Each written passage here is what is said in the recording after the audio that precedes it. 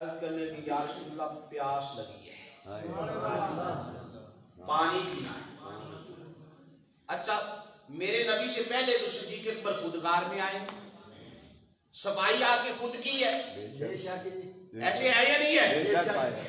صفائی خود کی ہے اور جانتے ہیں کہ یہاں پہ پانی کا انتظام نہیں ہے، یہاں پہ کوئی نلکا نہیں لگا، کوئی واٹر پمپ نہیں لگا، کوئی ٹربین نہیں ہے، ٹوبل وغیرہ یہاں پہ نہیں لگا، پانی کدھر سے آئے گا؟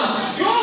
صدیق اکبر کا عقیدہ تھا کہ اگر یہاں پہ پانی نہیں ہے لیکن پانی دینے والے تو ہے نا، پانی دینے والے تو ہے نا، اللہ کے معبود وہ ہیں جو سارا انتظام فرما سکتے ہیں۔ میرے نبی نے فرمایا ابو بکر غار کے دروازے پہ چلا جا،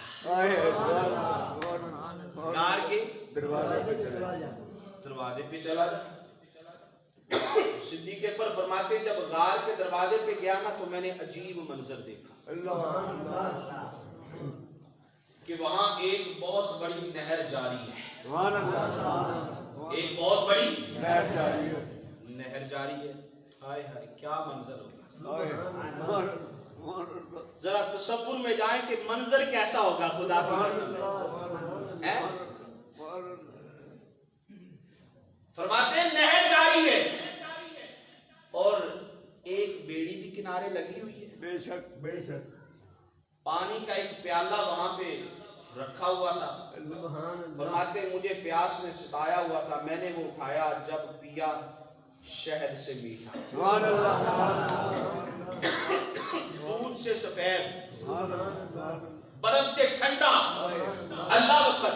جب پی کے محبوب کی بارگاہ میں واپس حاضر ہوا، میں نے عرض کی یا رسول اللہ یہ تو میں عجیب منظر دیکھ کے آیا، عجیب منظر دیکھ کے آیا۔ سونا جب پہلے آیا یہ منظر نہیں تھا، اب عجیب منظر ہے۔ آقا دریا بہ رہا ہے، اللہ اکبر، بیڑی بھی کنارے ہے، پانی کا ایک پیالہ رکھا ہوا تھا۔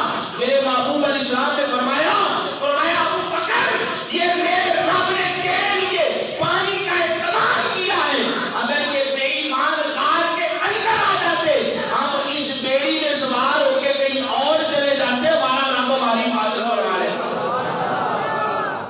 ہمارا رب ہماری حفاظت فرما دیتا۔ اللہ اکبر۔ اذ یقول لصاحبہ لا تحزن ان اللہ معنا۔ ابو بکر نے جب کافر و منافقوں کو دیکھا عرض کی سونا وہ آ گئے۔ میرے محبوب علیہ السلام نے کیا فرمایا؟ لا تحزن، ابو بکر غم نہ کھا، اونچی بول ذرا سبحان اللہ۔ ابو بکر غم نہ کھا، کیوں؟ ابو بکر کو خوف نہیں، خوف اپنی جان کے لیے ہوتا ہے۔ ابو بکر کو غم ہے، غم کس چیز کا ہے؟ کہیں مصطفیٰ کو تکلیف نہ پہنچائے، غم ہے۔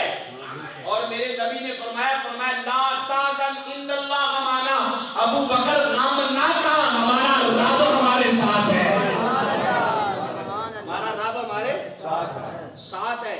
یہاں غار میں ہم دو نہیں ہیں، تیسرا بھی ہے، قرآن